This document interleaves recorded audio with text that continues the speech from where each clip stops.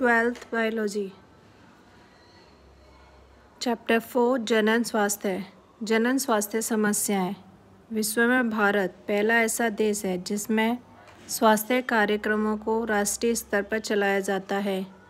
इन कार्यक्रमों को परिवार नियोजन के नाम से जाना जाता है। इनकी शुरुआत 1951 में हुई थी। जनन एवं बाल स्वास्थ्य सेवाएं कार्यक्रम RCH के नाम से जाना जाता है इसको।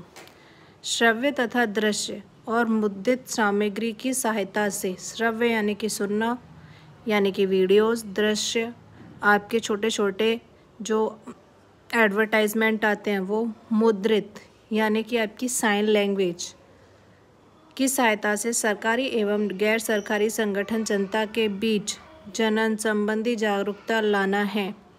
इसके लिए यौन शिक्षा दी जाती है। किशोर वर्ग के लोगों को यौन संबंधी शिक्षा, गलत धारणाओं को खत्म करने, एड्स के लिए जागरूक करने के लिए दिया जाता है। जन्म नियंत्रण के लिए, गर्भवती महिलाओं की देखभाल के लिए, प्रसव व रक्त स्तनपान के लिए, यौन उत्पीड़न के लिए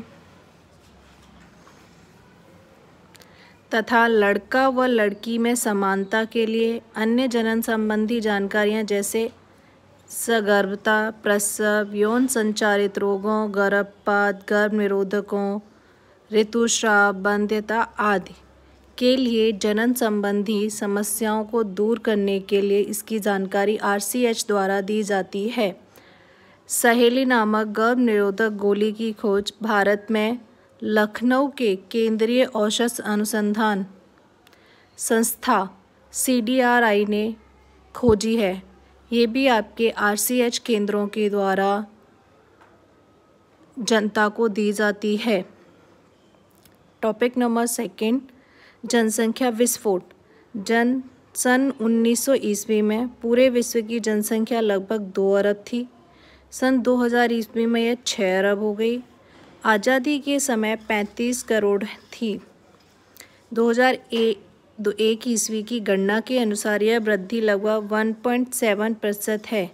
यानी कि यह जनसंख्या डे बाई डे इतनी तेज़ी से बढ़ रही थी कि इसको नियंत्रण नहीं किया जा रहा था। इसीलिए इसको जनसंख्या विस्फोट भी कहते हैं। जनसंख्या नियंत्रण के लिए हमारे दो का नारा अपनाया जाता है। आधुनिक आयु स्त्री के लिए 18 वर्ष तथा पुरुष के लिए 21 वर्ष तय की गई। गर्भ निरोधक साधन, प्राकृतिक साधन, कॉपर, टी, ओरल पिल्स, टीका आदि चीज़ें लाई गई, जिसके कारण ये जनसंख्या विस्फोट को यानी कि जनसंख्या वृद्धि को रोका जा सके। इसके लिए कुछ प्राकृतिक विधियां भी अपनाई जाती हैं, जैसे अंडाणु एवं शुक्राणुओं के संगम को रोकने के सिद्धांत पर कार्य करती हैं। जब अंडाणु और शुक्राणु आपस में मिलेंगे नहीं तो इनमें निषेचन की क्रिया नहीं होगी और नए सजीव की उत्पत्ति नहीं होगी। माहवारी चक्र के 10वें से 17वें दिन के बीच की अवधि के दौरान मैथुन से बचना चाहिए, जिससे अंडोत्सर्जन की अपेक्षित अवधि माना जाता है। यानी कि आपके 10वें दिन से 17वें दिन के बीच की अवधि को जब अंडा उत्सर्जित होता है और गर्भाशय का माउथ ओपन होता है, उस दौरान समागम की क्रिया नहीं करनी चाहिए। इस दौरान मैथुन न करने पर गर्भाधान से बचा जा सकता है। बाह्य स्खलन या आंतरिक मैथुन से लैक्टेशनल एमेनोरिया विधि से जब शिशु स्तनपान करता है तब, यानी कि जब शिशु डिलीवरी के 6 महीने तक जब शिशु सर्वाधिक स्तनपान करता है तब इससे बचा जा सकता है। रोध यानी कि इसकी रोकथाम के उपाय। अंडाणु और शुक्राणुओं को भौतिक रूप से मिलने को रोका जाता है और इसके लिए कॉन्डोम का उपाय किया जाता है। इससे कॉन्डोम को उपाय किया जाता है। कॉन्डोम जो होता है एक रोधक के रूप में कार्य करता है। पतली रबर या लैक्टेट से बनाया जाता है। कॉन्डोम से एड्स से बचा जा सकता है।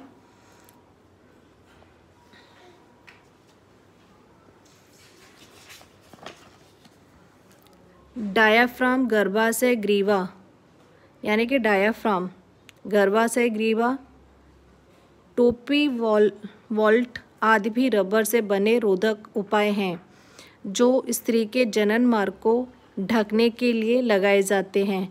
जब ये गर्भाशय को ढक देते हैं तो शुक्राणु अंदर प्रवेश नहीं करते हैं और निषेचन की क्रिया नहीं होती है।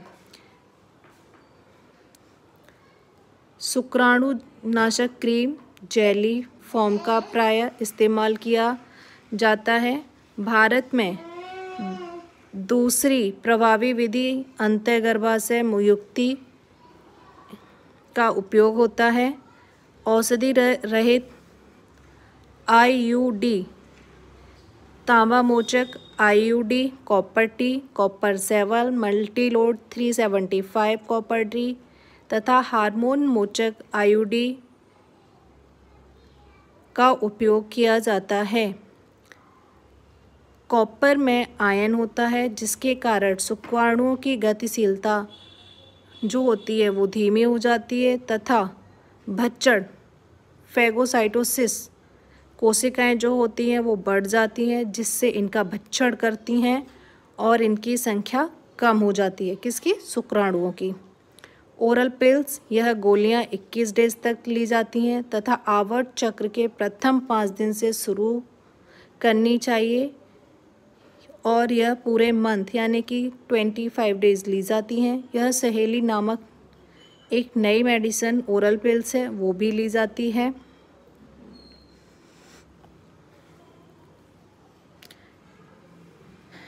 दूसरा, शल्क क्रियाएं विधियां जिन्हें बंध्यकरण भी कहते हैं। ठीक है, बंध्यकरण प्रक्रिया को पुरुषों के लिए शुक्रवाहक उच्छेदन, वासेक्टोमी तथा महिलाओं के लिए डिम्ब वाहिनी फैलोपी ट्यूबेक्टोमी कहा जाता है। इन क्रियाओं को महिलाओं व पुरुषों की नसबंदी के नाम से जाना जाता है। यानी कि जब महिला और पुरुष की नसबंदी कर दी जाती है, उनकी जो शुक्र वाहिकाएँ और अंड वाहिकाएँ जो होती हैं उन्हें ब्लॉक कर दिया जाता है।